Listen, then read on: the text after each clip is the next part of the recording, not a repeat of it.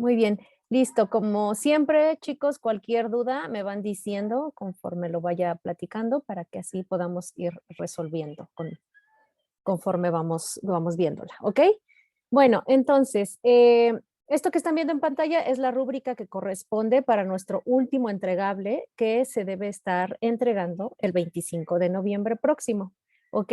Y como en otras ocasiones, pues contiene los temas que vamos a estar desarrollando a partir de hoy y hasta este día, ¿no? Bueno, unos días antes vamos a terminar con el último de los temas, perdón, pero bueno, la idea es que es lo que vamos a estar recibiendo de información en estos últimos días, ¿ok?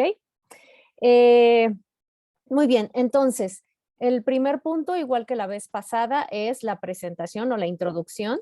Acuérdense que aquí tiene que estar dividido de manera clara el contenido entre la sección donde están presentando a la empresa y la sección en donde están presentando el caso, ¿ok? Entonces puede haber la presentación de una empresa en donde hablen acerca de Bimbo, y de su creación y las fechas importantes de eso, a lo mejor la base sobre la cual fue creada, su filosofía inicial, etcétera. Y después en una segunda parte o en un apartado posterior tiene que venir la presentación del caso. Entonces ya presentaron Bimbo, por ejemplo, y el caso es el lanzamiento de el producto de tal pan, ¿no? Por ejemplo. Y entonces hablar acerca de la presentación de ese caso. No necesariamente tiene que ser en cuanto a espacio, mitad y mitad, simplemente con que esté adecuadamente separado. Ya ustedes deciden si por la relevancia de la información necesita ver más contenido acerca de la introducción de la empresa o más contenido en la presentación del caso, ¿ok? Lo importante es que se tengan las dos cosas. Acuérdense no hablar en general solamente de la empresa, sino siempre se tiene que aterrizar en un caso para así poderlo desarrollar de una manera mucho más específica en las secciones que vamos a ver adelante, ¿ok?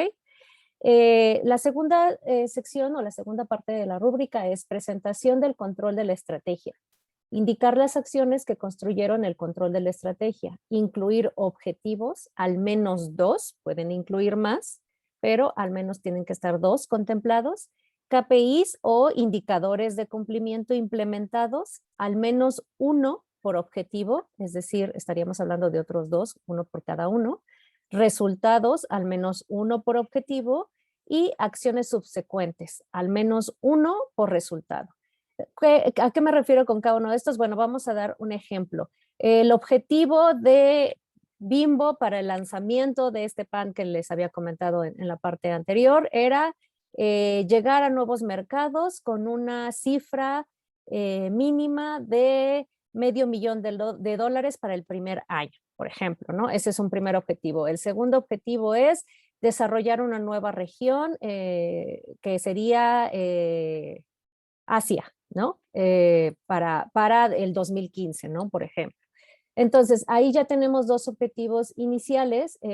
Luego, para los KPIs implementados, bueno, pues para el primero, que era llegar al medio millón de dólares, es el objetivo, el indicador, perdón, que se estableció es revisiones trimestrales sobre las ventas, realizando juntas con cada una de las unidades de venta, llevando el control acerca de las compras, la producción, etcétera, todo lo que puedan encontrar acerca del indicador que se tuvo para ese objetivo. Y para el otro objetivo es confirmar la implantación de nuevas tiendas o a lo mejor se hizo a través de alianzas, entonces el desarrollo de estas alianzas, cómo se fue llevando este proceso, si llegaron hacia los otros países que se estaban contemplando a través de fusiones, de alianzas, etcétera. Y entonces, a partir de ahí, pues, cuándo se firmó el contrato, cuándo llegó por primera vez, cuándo se abrieron estas primeras tiendas, qué se fue tomando en cuenta para llegar a esa apertura, y así se miden como los indicadores. Después, los resultados, si se llegó o no se llegó a este margen de utilidad que se estaba planteando para nuestro primer objetivo.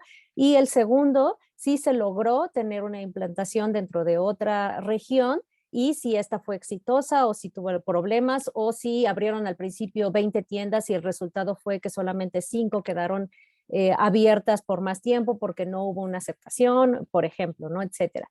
Y luego las acciones subsecuentes, esto es, si se llegó al monto del $500,000 por año, entonces la acción subsecuente es que para el siguiente año se pidió que se aumentara más, o si no se llegó, si el resultado fue que no se alcanzó, entonces se hizo una revalorización acerca de cuál era el tamaño del mercado, o a lo mejor la acción subsecuente fue cambiar de mercado, de otro tipo de clientes, y entonces se hizo una modificación en la imagen y entonces se dirigió más hacia niños, hacia mujeres, hacia hombres de la tercera edad, o sea, lo que hayan encontrado respecto a eso.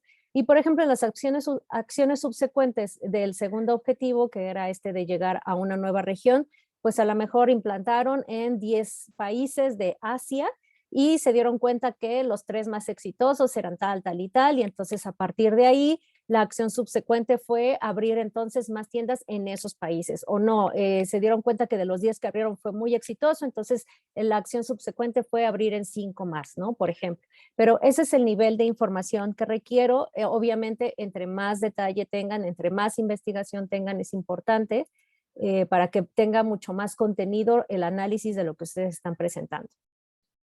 Después sigue la sección del Balance Scorecard. Tienen que aplicar el modelo de Balance Scorecard en el caso, utilizando la información investigada y presentando los datos de un objetivo con su resultado. Este objetivo y resultado puede ser referente a finanzas, a clientes, a procesos operativos o a formación, innovación. Estos son los 4 elementos que lideran o que conforman el Balance Scorecard, que es lo que vamos a ver posteriormente dentro de las clases. Entonces, es por eso que se está limitando a estos 4 elementos sobre los cuales se tiene que hacer este análisis acerca del modelo, ¿ok? En marco legal está identificar qué instrumentos jurídicos del comercio exterior se utilizaron en el desarrollo del caso presentado. Puede ser más de un instrumento y explicar cuándo se usó y cómo. Aquí ya viene un elemento muy importante, chicos, que deben tomar en cuenta. Se está hablando acerca de un instrumento jurídico de comercio exterior y más adelante vamos a hablar de organismos y tratados internacionales. Eso quiere decir que el caso que ustedes presenten tiene que contener atribuciones o características relacionadas con el comercio exterior o los negocios internacionales, ¿ok? Para que lo vayan tomando en cuenta y revisen opciones junto con su equipo y no se vayan a meter en una camisa de 11 varas en donde tengan un caso muy interesante, pero que al final no le apliquen estas atribuciones, ¿ok?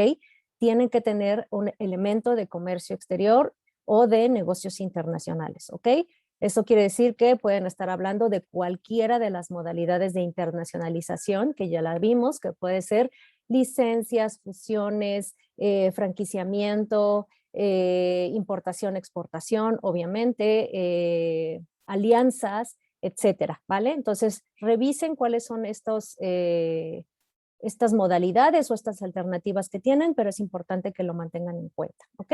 Y sobre el marco legal y los instrumentos, pues bueno, también lo vamos a ver más adelante, pero pues puede ser que le aplique la ley de comercio exterior, las tarifas generales de importación o exportación, ¿qué otro se me está yendo ahorita?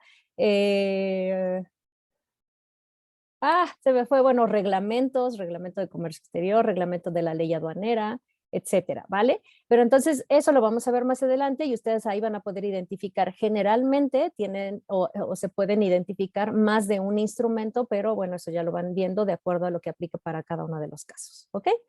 Después sigue organismos y o tratados. Presentar los organismos del cual forma parte puede ser por su origen, es decir, por su país, o por su producto o servicio y los tratados o acuerdos que utiliza. Puede ser dentro del caso presentado o en otra ocasión explicar cómo los usa, ¿ok? Entonces puede ser que dentro del caso ahí directamente puedan ustedes hablar acerca de los acuerdos económicos internacionales, de los tratados internacionales, de la comunidad internacional de la que forme parte el caso o la empresa, ¿ok? Si dentro del caso en específico a lo mejor está un poco más limitado, pues pueden hablar entonces de la empresa y de cómo a lo mejor 5 años antes inició con la expansión hacia otros países y entonces ahí se puedan enfocar para desarrollar este punto directamente y que puedan tener como más elementos para el análisis. Y en cuanto a organismos internacionales, pues vamos a ver que existen organismos en donde tú puedes ser parte de ellos simplemente por el origen, por el país en donde estás y que ya tiene firmado la actuación o la instrumentación dentro de este organismo. Y también hay organismos internacionales que se dedican a proteger, impulsar, controlar, coordinar todas las acciones relevantes de acuerdo a productos y servicios. Entonces también, dependiendo del tipo de caso, pueden formar parte de unos, de otros o una combinación de ambos, ¿ok? La siguiente sección es análisis de la estrategia, analizar la estrategia implementada, ligándola con él o los objetivos identificados. Pueden identificar en los siguientes casos, ¿ok? Puede ser que la estrategia que aplicaron para ese caso la empresa tenga que ver con sus clientes clave, la forma en la que lo impulsaron, la forma en la que descubrieron a sus clientes clave, la forma en la que decidieron modificar, diversificar, etcétera. Puede ser de acuerdo a productos clave, pueden hablar acerca del portafolio de esa empresa, acerca de la diversificación, que también lo vimos en el entregable pasado, de cómo pueden moverse hacia otro tipo de productos o hacia otro tipo de mercados, proveedor o cadena de valor. Si respecto a este caso que estamos analizando, la empresa decide, la empresa o la organización decide que su estrategia va a ser buscar proveedores clave o sumar a su cadena de valor proveedores clave que están a lo mejor más cerca de la región a donde se está expandiendo, y entonces eso forma parte de su estrategia de éxito, de crecimiento, etcétera. Entorno legal o regulatorio. Puede ser que el caso que ustedes hayan encontrado tiene que ver con la implantación de una nueva fábrica, de una planta, de una bodega, de una tal, que está dentro de un país en donde el marco regulatorio beneficia u ofrece facilidades respecto a ese caso, y entonces la estrategia está basado en ese movimiento de acuerdo al marco regulatorio. Postura ofensiva, defensiva, de riesgo o de expansión. Estos son puntos en donde a lo mejor dentro de la estrategia se vio que tenía que ser ofensiva contra competidores o defensiva si el entorno del mercado era un entorno muy áspero, que necesitaba tener cierto tipo de defensas o de implementación, y por eso se considera como defensiva. Si tiene que ver con algún tipo de riesgo, riesgo del mercado, del producto, del entorno, expansión, bueno, si tiene que ver con algo que va a llegar hacia otro mercado, hacia otro público, hacia otro producto, hacia otra región, cliente, etcétera. Alianzas, fusiones, adquisiciones, si tiene que ver con innovación, etcétera, ¿vale? Aquí estas son solo ideas que yo les dejo para que ustedes las puedan analizar, revisar y ver si les ayuda a desarrollar esta parte del análisis de la estrategia, pero es solamente indicativo. Eso quiere decir que puede haber muchas otras estrategias que formen parte de estas, o que sean diferentes, o que sean combinaciones, que a lo mejor empezaron por ver lo de los clientes clave, pero después les impactó en el marco regulatorio y entonces la estrategia modificó o incluyó, y entonces se hicieron acciones paralelas dependiendo de estas ideas o estas alternativas que les estoy planteando, ¿ok? Entonces recuerden, toda esta información, estas características son indicaciones, son propuestas, son lo que generalmente se puede analizar dentro de las estrategias, pero si ustedes encuentran adicionales, combinaciones, etcétera, mejor, porque quiere decir que lograron expandir más allá de lo que generalmente se tiene, y entonces me pueden ofrecer un análisis mucho más completo del que yo les estoy proponiendo en esta parte, ¿ok? Y aquí, bueno, pues ya estamos aterrizando en el caso, y entonces aquí ustedes me pueden decir, ¿resultó exitoso, no resultó exitoso, les faltó esto, en este punto deberían de haber cambiado y no lo hicieron, o sí reaccionaron súper rápido y entonces se dieron cuenta? Hay como muchas formas de llevar el análisis, pero el chiste es que puedan como analizar el resultado una vez que ya fueron desglosando todo el caso a partir de las secciones de la rúbrica que hemos estado revisando, ¿ok? Aquí ya empezamos con el aterrizaje y con el análisis. En esta parte les recuerdo que siempre es bien importante que ustedes puedan atreverse a dar propuestas, a dar reflexiones acerca de cada una de las secciones, pero especialmente en este del análisis de la estrategia, ¿ok? Si ustedes después de terminar el análisis pueden sugerir o hacer una proyección o hacer alternativas respecto a lo que el análisis en el caso están planteando, es mucho más valioso porque entonces no solamente supieron leer lo que estaba ahí, descifrar, entender esta parte, sino además sugerir algo adicional. Entonces ahí hay todavía mucho más entendimiento acerca de todo lo que estamos revisando, ¿ok? Entonces, si pueden agregar propuestas, estaría increíble.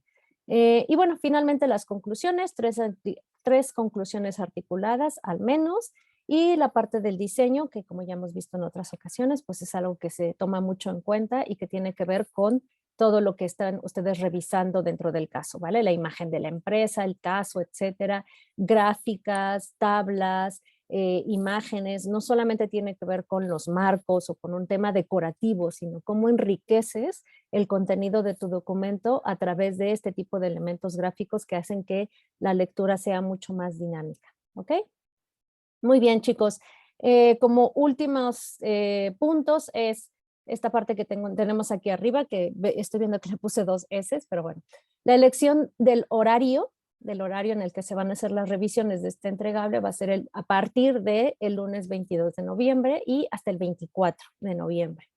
La entrega del archivo pues es el jueves 25 de noviembre a las 5:30 como los otros, y aprovecho para comentarles que ese jueves también va a ser nuestra última clase, ¿ok? Ese día vamos a revisar nuestro último tema, que va a ser de 1 hora, es decir, de 6 a 7, y a las 7 inicio con las revisiones de los primeros horarios que se eligieron en esa semana, ¿ok?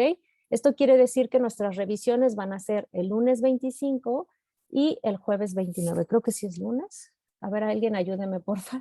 No, creo que es jueves 25, perdón, y lunes 29, ¿verdad? De noviembre, ¿ok? Entonces, vamos a utilizar prácticamente el final del horario del jueves 25 y prácticamente todo el horario del lunes 29 de noviembre y terminamos el semestre, ¿ok, chicos? ¿Alguna duda o comentario respecto a la rúbrica?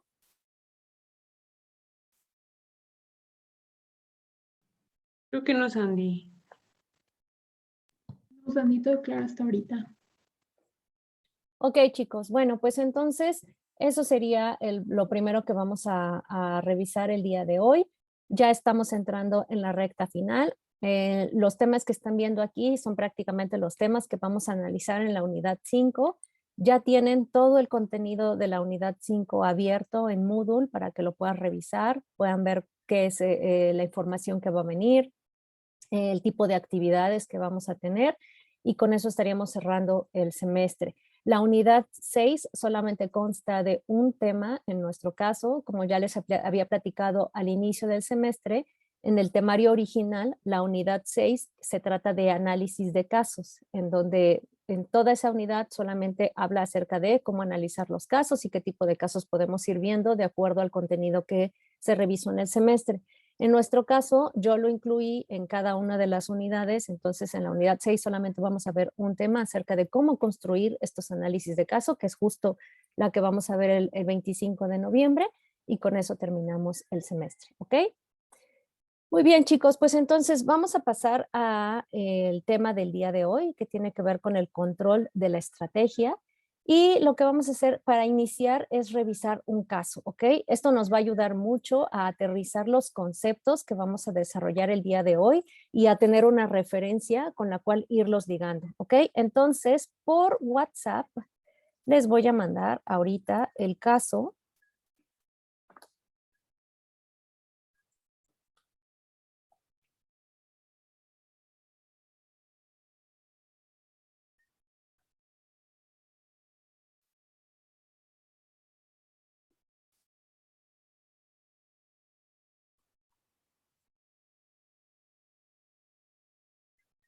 Ok, se los acabo de enviar.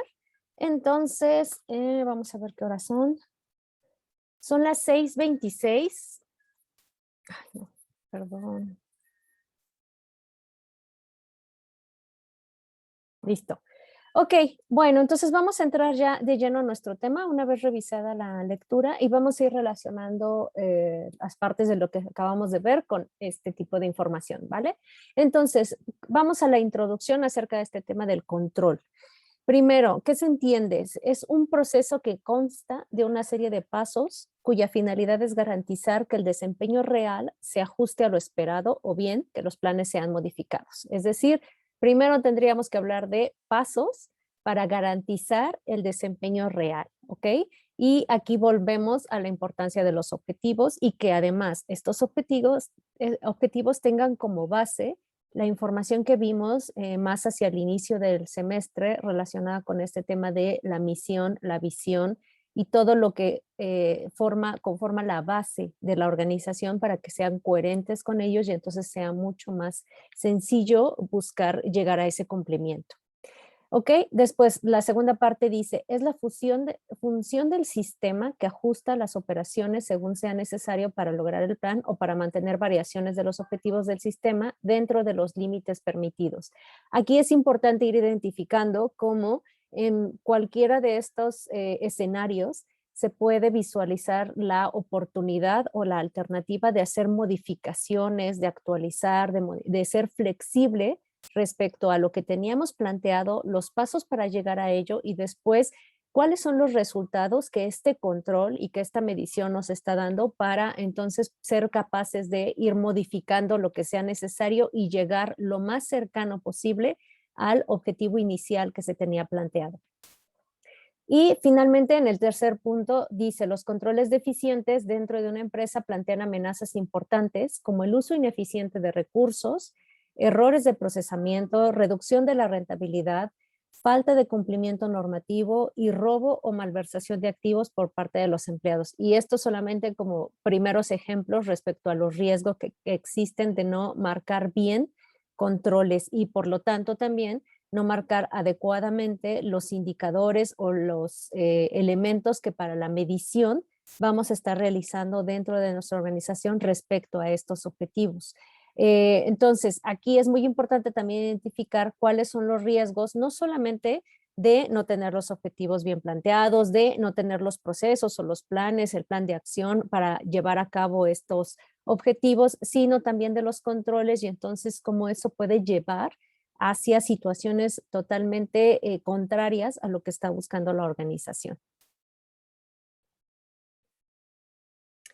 Los controles deficientes dentro de una empresa plantean amenazas importantes, tales como uso ineficiente de recursos, que eso, por ejemplo, remitiéndonos a esta lectura que acabamos de ver acerca del banco Daimler Chrysler, podemos hablar acerca de cómo la incorporación de este sistema que decidieron utilizar para la gestión del desempeño que ellos estaban llevando a cabo para el tema de los controles dentro del banco, les permitió visualizar cómo la interacción entre áreas no era lo suficientemente eficiente respecto a lo que ellos necesitaban, tanto en tiempos como en procesos, como para llevar a cabo esta comunicación dentro de estas áreas. Entonces, puede ser, por ejemplo, esto algo que vemos con el uso ineficiente de recursos, pero puede ir más allá. Pueden incluso encontrarse duplicidad respecto a actividades que ya se están realizando en un área o por parte del personal y que luego se están repitiendo en otra parte, en otro departamento o dentro del mismo departamento, pero en otro punto del proceso. Y entonces ahí ya hablamos de un uso ineficiente, hasta llegar a los ejemplos que se les puedan ocurrir de no utilizar para nada parte del recurso técnico, por ejemplo, de maquinaria, de equipos que se tengan destinados para esto, o bien utilizarlo mal y entonces estar creando además una pérdida posible dentro de la organización. Errores de procesamiento, que esto también lo veíamos en la lectura, que puede ser acerca de mandar mal los datos, tomar mal los datos del cliente, mandar incompleta la información y entonces hacer que se pida nuevamente y a lo mejor en ese proceso perder a los clientes por estar hablando de un proceso cansado, un proceso repetitivo que los clientes no quieren llevar a cabo. Pero también puede ser errores de procesamiento no solamente destinados hacia clientes, pueden ser destinados hacia proveedores, por ejemplo, que tú hagas mal el pedido, lo realices incompleto, lo realices de más, de sobra, es decir, estás pidiendo más de lo que necesitas y entonces también ese tipo de errores pueden acarrear pérdidas dentro de la organización y vienen acompañados de este análisis acerca de los errores que se están teniendo, la deficiencia de controles dentro de la organización. Reducción de la rentabilidad, obviamente, de acuerdo a los ejemplos que hemos venido comentando. Falta de cumplimiento normativo, a la mejor parte de estos, falta de controles o errores en los controles nos dan a conocer que no estamos cumpliendo con ciertas reglas, con normas, con normativa que tiene que ver con el uso de diferentes tipos de acciones que llevemos a cabo dentro de la organización, ya sea, por ejemplo, para el uso de cierta maquinaria, de herramientas, la forma en la que tienes que estar tú protegido o cuidado dentro de la realización de las actividades, o bien la emisión de contaminantes, el manejo de residuos o de desechos, cualquier tipo que tenga que ver con el cumplimiento normativo. Si no se tienen los controles adecuados o si esos controles están pasando por alto este tipo de revisiones, pues también pueden detonar en esta parte de pérdidas o de incluso de cierre de las organizaciones. Robo o malversación de activos por parte de los empleados. Bueno, esto es como el más clásico, que tiene que ver con la falta o el mal manejo de los controles. Si tú no tienes un control acerca del manejo del dinero que están llevando a cabo diferentes procesos dentro de la organización, no solamente dentro de las ventas, sino a lo mejor en el pago a proveedores, en la elección de proveedores, si los proveedores que tú estás, la forma en la que tú estás eligiendo a los proveedores no tiene un control adecuado, puede prestarse también a este tipo de malversación de fondos, de capital, de activos, dependiendo del tipo de organización, del tipo de producto, de servicio que se lleven a cabo. Entonces, por eso la importancia de tener controles que tengan la máxima eficiencia dentro de los procesos, y para lo cual es muy importante conocer no solo los objetivos que está buscando la organización, que eso ya lo vimos inicialmente, sino también conocer todas las áreas que están involucradas dentro del proceso para así saber qué tipo de controles tiene que llevar en cada una de ellas. Revisar, como mencioné hace un momento, que no estén duplicados o que no estén siendo no utilizados cada una de estas partes, para entonces saber de qué manera pueden ser mucho más eficientes. Y a todo esto, pues es parte de lo que se le llama el control administrativo. Primero tenemos toda esta parte que está aquí, que es la planificación, la organización, la dirección, la supervisión y el control administrativo. Esto es la planeación estratégica, que generalmente va de acuerdo a cada una de las organizaciones como las partes más importantes para llegar al cumplimiento de los objetivos y a obtener los resultados que está esperando toda organización.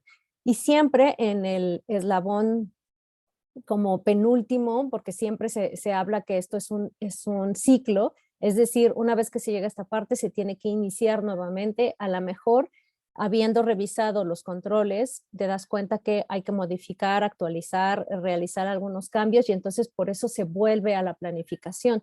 En el mejor de los casos, el ideal sería que llegando a esta parte te des cuenta que estás cumpliendo con los objetivos, estás alcanzando los resultados, entonces aún así se hace ese corte y entonces se inicia una nueva planificación para llegar nuevamente a esto, ¿vale? Entonces, por eso se marca como un ciclo continuo en el de todo el tiempo, en donde todo el tiempo se está llevando a cabo este tipo de acciones, ¿ok? Entonces, aquí dice, existe un vínculo estrecho entre la planificación y el control. La planificación es un proceso mediante el cual se establecen los objetivos de una organización y los métodos para lograr los objetivos. El control es un proceso que mide y dirige el desempeño real contra los objetivos planificados de la organización. Y aquí, por ejemplo, se me ocurre aterrizar por qué se hace tanto énfasis en el tema del desempeño real. Y vámonos, por ejemplo, a todos estos casos que vimos respecto a la pandemia de organizaciones en donde el desempeño real de lo que cualquier organización haya tenido al inicio del 2020 sufrió un cambio absoluto respecto a lo que se había tenido inicialmente con lo que realmente se pudo llevar a cabo. Entonces, por eso la importancia de hablar de un desempeño real, porque tú puedes tener estimaciones o proyecciones respecto a las ventas, respecto a diferentes planes de publicidad, de lanzamientos, de retención de clientes, etcétera, que tú puedas ir desarrollando dentro de la organización y que puedas ir asegurando que se está cumpliendo, pero en la medida en la que revises el desempeño real de la organización, pues entonces también vas a poder aterrizar si es viable continuar con estos objetivos que se marcaron en un inicio o si se tienen que modificar al respecto. Una vez que se establecen las estrategias y se hacen los planes, La tarea principal de la gerencia es tomar medidas para garantizar que estos planes se lleven a cabo si las condiciones las requieren, en caso de que así sea, que los planes se modifiquen. El control administrativo es una de las funciones gerenciales, como lo es la planificación, la organización, la supervisión y la dirección. ¿Ok? Entonces, es una función importante el tema del control porque ayuda a verificar los errores. Una vez que conoces estos procesos, que tienes indicadores, que puedes ir midiendo cómo se está llevando a cabo cada uno de los pasos para llegar al resultado, entonces puedes identificar errores y ver de qué manera se van a corregir. Tomar medidas correctivas para minimizar la desviación de los estándares y finalmente lograr objetivos establecidos de la organización de la manera deseada, que es como generalmente se busca y que no necesariamente es que sea el objetivo común, ¿no? Generalmente se tiene que cambiar en algún punto. Entonces, hablemos del sistema del control administrativo. Son sistemas que recopilan y utilizan información para evaluar el desempeño de los diferentes recursos empresariales como los humanos, físicos, financieros o de la organización en general. Y aquí nos regresamos al tema de la lectura. En el caso que revisamos acerca del Banco Chrysler, establece como al principio ya se tenía un primer sistema que era el ARIS, y cómo ahí ya se estaban reflejando, por ejemplo, las aprobaciones que se tenían respecto a los créditos o al financiamiento que se estaba buscando para los clientes. Sin embargo, el segundo sistema que ellos adquieren, que es el sistema EAI,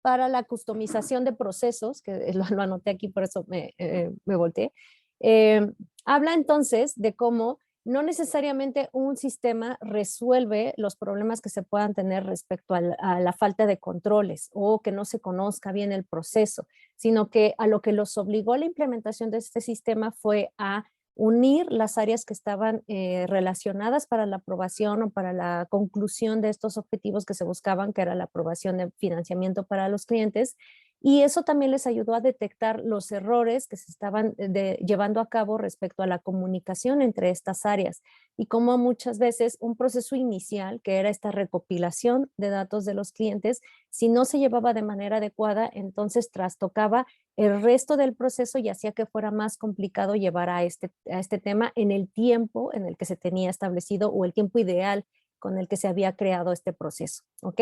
Entonces, los sistemas sirven para poder identificar esta parte, pero no necesariamente estamos hablando de software. No necesariamente quiere decir que entonces para tener un buen control administrativo tienes que implementar algún tipo de software dentro de la organización, sino a lo que se refiere es cómo a través de sistemas que pueden ser desde llevar en un Excel, en una libreta, en tener a alguien coordinando y revisando cada uno de los procesos. Esos pueden ser sistemas que se implementen dentro de las organizaciones y que a través de eso puedan llevar a cabo de manera eficiente los procesos para los cuales está creada la organización y de acuerdo a los objetivos, ¿vale? Otro punto importante dentro de la lectura que revisamos fue cómo al inicio establece que el Banco de Chrysler había decidido voltear a revisar las expectativas que tenían los clientes para poder llegar como a una máxima eficiencia dentro de este proceso. Entonces, no necesariamente tienen que enfocarse de manera concreta respecto a activos, respecto a ganancia, respecto a utilidades, etcétera. No tienen que ser solamente en ese punto, sino que al enfocarte en los otros momentos o elementos de los que habla el Balance Scorecard, en este caso, podemos utilizar ese tipo de estrategias basadas en clientes, en temas de finanzas, en operaciones, en innovación o en formación. Y al enfocarnos en cualquiera de esos puntos, lo que va a resultar de manera, como forma adyacente o paralela a ese enfoque es que van a aumentar las ventas, que se van a mejorar los ingresos, que a lo mejor se pueden dar un tema de ahorro y eso al final pues habla del crecimiento, ¿no? Crecimiento que puede ser en ganancias, en utilidades, en activos, etcétera. Entonces, no es que los controles tengan que estar siempre basados en el tema financiero.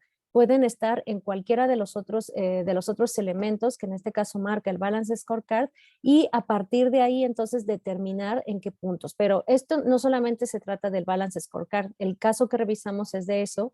Sin embargo, existen muchas otras metodologías y elementos que vamos a ver más adelante en estas clases que tienen que ver también, por ejemplo, con lo que veíamos hace un momento, con el uso de proveedores, con la innovación, específicamente un departamento de innovación dentro de las organizaciones que tenga, por ejemplo, vigilancia tecnológica, en donde se pueda ir revisando cómo está comportándose el mercado respecto a nuestro producto o servicio y a partir de ahí determinar estrategias. Entonces, pueden ser basados en muchas cosas. Lo que nos muestra el caso es que no necesariamente tiene que ser enfocado solamente en rentabilidad, en capital, en ganancias, etcétera, sino que puede enfocarse en muchas otras cosas y a partir de ahí, de manera secundaria, dar un crecimiento dentro de la organización.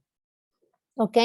Entonces, un sistema de control administrativo no necesariamente obedece a un software. Puede ser, y generalmente se plantea de esa manera, pero lo más importante es la manera de diseñar este control administrativo y el software es solamente una herramienta para poder llevarlo a cabo. Pero lo más importante es determinar esta coordinación, conocer bien los procesos, conocer bien las áreas que están involucradas en estos procesos y entonces a partir de ahí diseñar estos sistemas de control, ¿ok?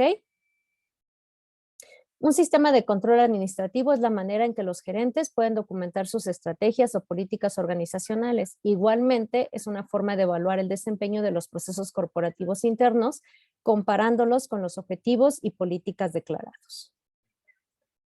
Entonces, ¿cuáles son los componentes de este sistema? Bueno, el sistema de control administrativo es una herramienta.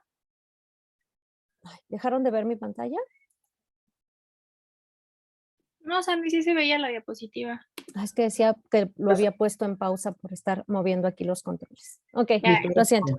Vale, pues entonces les decía, es una herramienta para ayudar a la gerencia a dirigir una organización hacia sus objetivos estratégicos y su ventaja competitiva, que pueden ser a la par o puede ser uno de los objetivos. Y generalmente se entiende que tiene tres componentes: establecimiento de estándares de medición o indicadores o los KPIs, medición del desempeño real contra esos estándares, que es lo que hablábamos, ver qué es lo que realmente se dio contra las proyecciones y toma de medidas correctivas ante las desviaciones de las normas y planes, la posibilidad de modificar o ser flexibles respecto a las acciones iniciales que se habían determinado. ¿Cuáles son las ventajas que nos marca estos controles? Bueno, pues en principio ayuda a la descentralización. La autoridad de toma de decisiones se encuentra dispersa en toda la organización. Dependiendo del tipo de indicadores que nosotros hayamos determinado de acuerdo al proceso, al producto, al objetivo, al resultado que se está buscando, al entorno, volvemos por ejemplo al ejemplo de la pandemia, en donde el entorno ofrece un cambio drástico dentro de la forma de distribución, de comercialización, de modelo de negocio con el que se haya planteado. Entonces, todo esto hace que descentralicemos los controles y entonces estos indicadores nos van a arrojar información que tienen que ver no solo con el tema de alcanzar el objetivo que nos planteamos, sino con todos estos pasos que habíamos revisado como la comunicación, la interacción entre las áreas, si existe duplicidad o si existe alguna inutilización respecto a estos pasos y entonces eso ayuda a descentralizar la toma de decisiones porque tenemos mucho más información en cada una de las áreas para saber si hay algo que se tiene que hacer directamente en esa área o en alguna otra. Ayuda a la coordinación. Una gran cantidad de capital y un gran número de personas generan problemas de control, ya que hay muchas divisiones que producen y distribuyen diferentes productos. Simplifica la supervisión al señalar desviaciones significativas. Entonces, si tenemos mucho capital o mucho número de personas y cada uno ejecutando algún tipo de proceso, entonces eso hace que haya descontrol.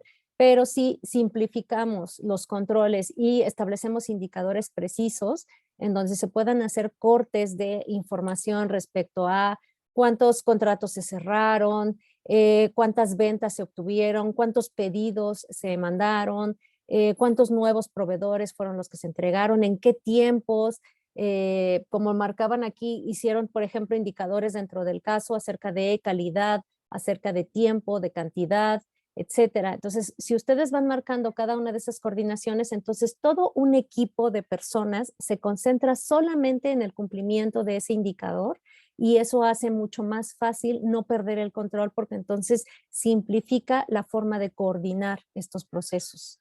Después, aumenta la motivación, crean una atmósfera de orden y disciplina en la organización al encontrar las desviaciones e identificar los factores responsables de las mismas. Esto aumenta la motivación de los empleados porque conocen el trabajo por el que se les considera responsables.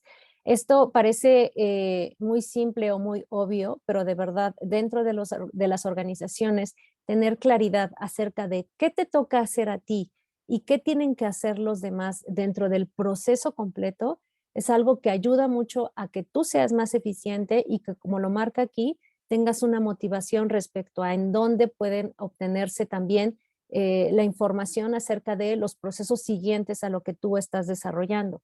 Si conoces los procesos que tiene que desarrollar alguien más y los tiempos en los cuales lo tienen que hacer, puede ser mucho más eficiente en el desempeño de ese trabajo. Pero si no sabes lo que tienes que hacer o un día tienes que hacer una cosa y al día siguiente tienes que hacer lo que hacías tú más lo que hacía el de al lado y al día siguiente no, te quitan esa mitad y entonces lo empieza a hacer otra persona, pero esa persona solamente está por unos meses y después se va o después llegan 2 más y hacen lo mismo. Entonces ahí se empieza a hacer mucho más descontrol y eso también desmotiva porque es mucho más desgastante estar buscando qué es lo que tienes que hacer tú y qué es lo que están haciendo los demás, que enfocarte solamente en lo que a ti te toca y tener claridad que todo lo demás se va a hacer porque ya se tiene un responsable asignado para eso, ¿ok?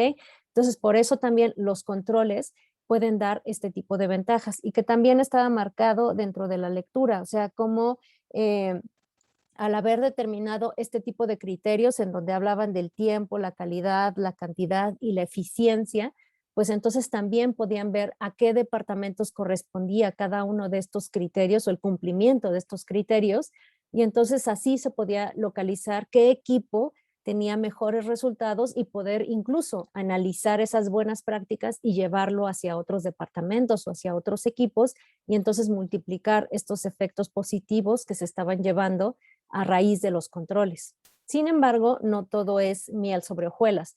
También dentro de los controles pueden existir desventajas que tenemos que ir identificando justo a través de estas revisiones que vamos realizando para a partir de ahí entonces determinar si a lo mejor se establecieron demasiados controles y se tienen que hacer una adecuación al respecto o si estos controles en lugar de ayudar y de motivar, como lo estamos viendo, pueden hacer todo lo contrario. Entonces, en las desventajas, la primera que encontramos es justo, puede desalentar la creatividad y la innovación al hacer que una empresa sea más estandarizada y menos flexible.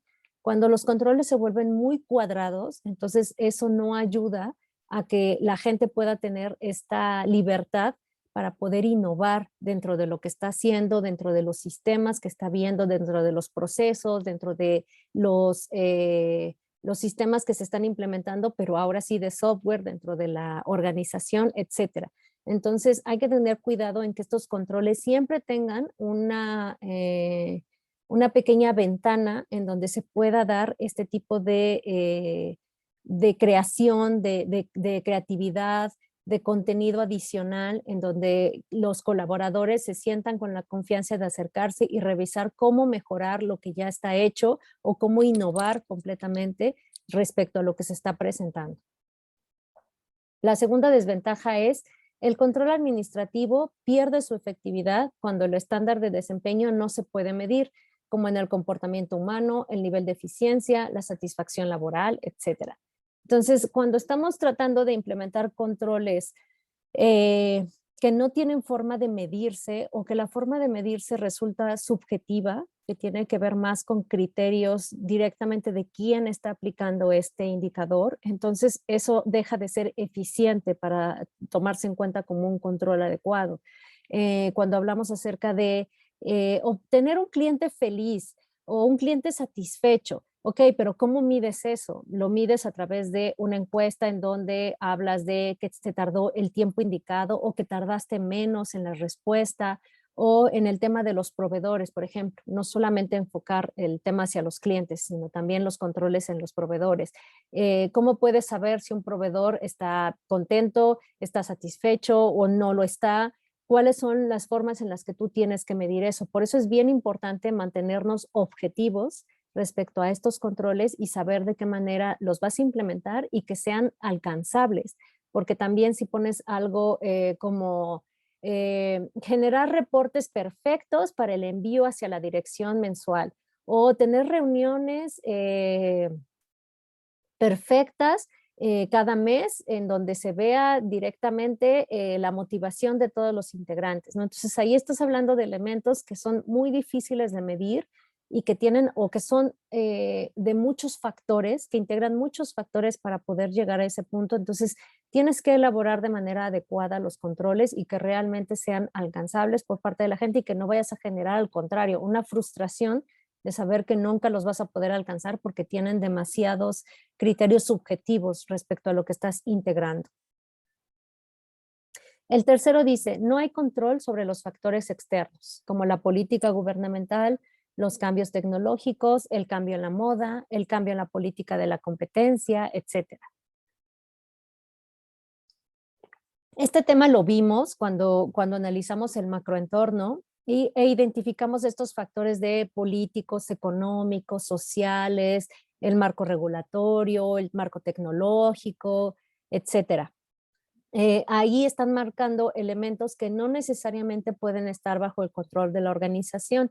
Existen alternativas o herramientas que tú puedes identificar en donde, por ejemplo, a través de cámaras empresariales o a través de organismos internacionales, organismos no gubernamentales, se puede hacer cierta presión, cierto cabildeo, y entonces puedas empezar a influir respecto a las decisiones que se tomen en el marco normativo, en el marco político, en el marco económico, y a partir de ahí se puedan generar algunos tipos de acciones que favorezcan o que ayuden a que el entorno de tu mercado sea mucho más viable. Puedes conocer acerca de todo este marco normativo algunas herramientas como las cuotas compensatorias, hablando de comercio exterior, en donde tú puedas demostrar que como productor nacional te estás viendo afectado por un número de importaciones que están llegando en una competencia desleal. Y a partir de ahí, presentando las pruebas que se tienen que presentar en el establecimiento de cuotas compensatorias, pues generar un impuesto adicional que se le cobre a estas importaciones y entonces tú puedas competir de una manera mucho más leal, ¿vale? Pero no necesariamente quiere decir que esto sea algo que tú puedas controlar.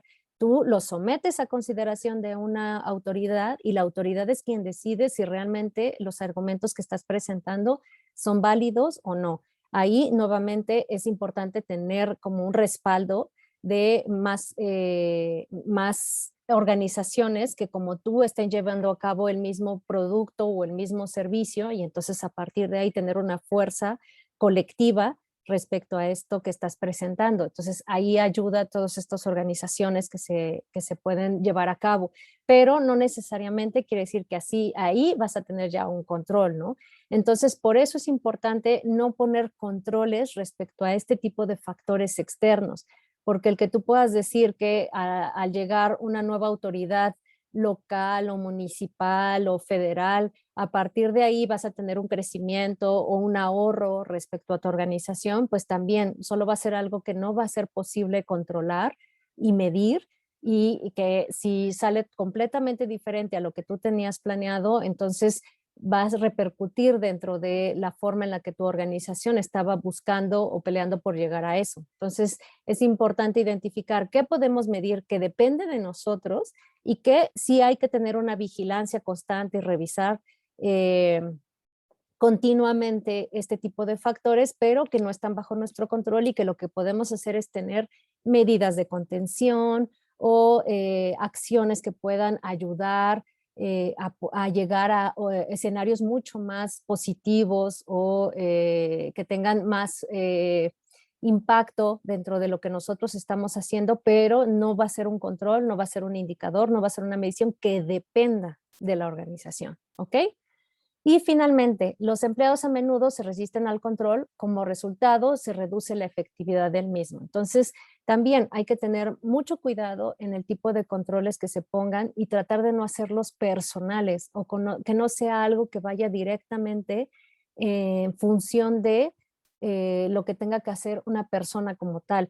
Siempre hay que tratar de mantenerlos de manera general para que así se vea como que estamos hablando del trabajo, de lo que está desarrollando el talento o el colaborador y no necesariamente de lo que él como persona sea.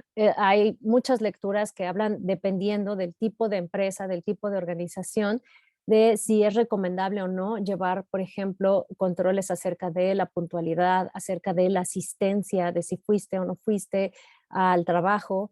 Y generalmente se sugiere que dependiendo del mando, o sea, si es un mando intermedio o si es un mando con alta responsabilidad y por lo tanto de confianza, pues entonces se sugiere que más bien vaya orientado hacia objetivos, hacia resultados que se están buscando que se logren y entonces sea el colaborador el que decida en qué ritmo quiere llevar a cabo los procesos que van a detonar o que van a ligar finalmente con este resultado que se está buscando, pero no hacerlo directamente sobre tener ahí a alguien sentado 7, 8 horas y que ese sea un objetivo ya cumplido, porque en realidad ahí no se está llegando a ningún resultado. Entonces, esto nuevamente tiene que ver con el tipo de trabajo, con el tipo de desarrollo que está haciendo cada uno de los colaboradores. Hay trabajos, hay proyectos, hay tipos de organizaciones en donde sí puede ser un buen indicador el tener este tipo de controles, pero generalmente nos vamos más hacia los resultados, ¿vale? Entonces hay que medir ese tipo de situaciones, ver en qué tipo de trabajos sí está acorde los controles directos hacia las personas y en cuáles va más bien relacionado a el trabajo que están desarrollando y los resultados que se están esperando de ese trabajo, ¿ok? ¿Alguna duda, chicos, hasta aquí? No, Sandy. No, claro. Andy. Vale, entonces va a ver algunos ejemplos respecto a esto. El control administrativo en cualquier proceso, práctica, política, herramienta, medición o sistema que se implementa para permitir que la gerencia dirija los resultados de una organización y vamos a ver algunos ejemplos. Controles administrativos. La práctica de desarrollar, monitorear y contabilizar un presupuesto, un ahorro, ventas, crédito, etcétera. Un poco relacionado, por ejemplo, con la lectura que hicimos del caso. Control de rendimiento, el proceso de acordar un conjunto de objetivos con los empleados y evaluar el desempeño en relación con esos objetivos. Desempeño con objetivos, desempeño real con los estándares o con la proyección que se tenía inicialmente concebida.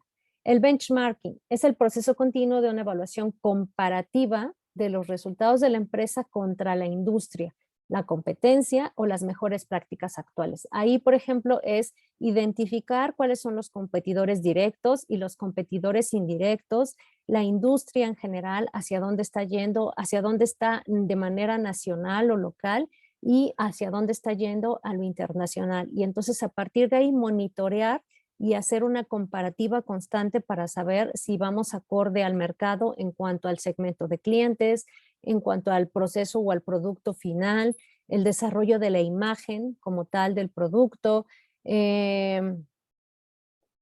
etcétera. Todo lo que tenga que ver con el mercado, pero relacionado con la comparativa entre los competidores, entre la industria y entre el mercado, ¿ok? Automatización. Mejora la productividad, la eficiencia y también la calidad al reemplazar el trabajo con la automatización. Bueno, esto ya cada vez es más común cuando hablamos acerca de la industria 4.0 y todos los elementos que respecto a esta industria se pueden ir incorporando dentro de las organizaciones, desde el manejo de información a través de la nube, el uso de software especializado para el tipo de organización que estamos implementando, el uso de robótica, todo lo que tenga que ver con la implementación de comercio electrónico, de pagos electrónicos, etcétera. Entonces, ahí hablamos acerca de una automatización respecto a los procesos que ya se tienen y en algunos puntos, pues, suplantar algunos procesos que se desarrollaban de manera humana y ahora hacerlo a través de la robótica o de algún otro tipo de de herramienta tecnológica que pueda ayudar a realizar ese proceso de manera más eficiente. El control de inventario, bueno, regular y contabilizar el inventario para así evitar la escasez o el excedente de un suministro. Esto también tiene que ver con el tipo de industria, con el tipo de organización. No para todas las industrias es necesario contar con un stock o con un inventario respecto a los productos que se tienen. Sobre todo, últimamente hemos visto muchos ejemplos en donde es más eficiente manejar la venta de productos o de servicios y generar incluso el mismo producto una vez que se haya cerrado la venta, o en ese momento ver en dónde está ubicado de acuerdo a los almacenes que tenemos más cercanos y entonces traerlo desde ahí hacia acá. Hay que analizar ahí qué tipo de organizaciones es donde sí se sugiere ya tener algún tipo de producto en inventario y en cuáles es más eficiente, mejor quitar ese gasto de los inventarios y del manejo del mismo y tener entonces todo ya distribuido en algunos otros, por ejemplo, directamente en las plantas de nuestros proveedores, etcétera, y a partir de ahí distribuirlo una vez que se tenga ya una proyección cerrada acerca de las ventas, ¿ok?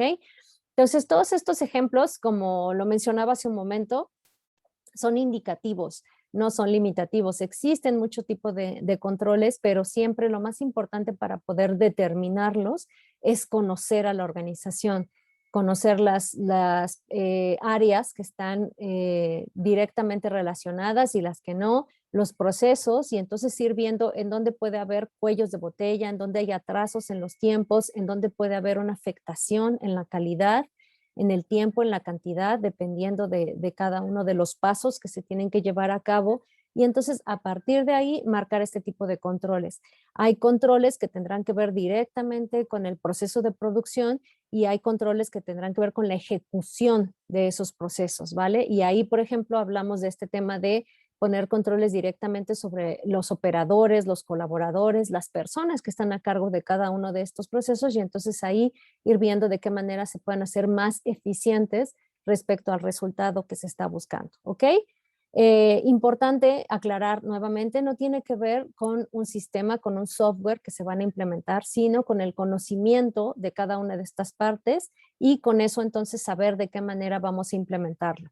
Los sistemas de controles administrativos no tienen que ser solamente hacia grandes empresas, hacia las transnacionales.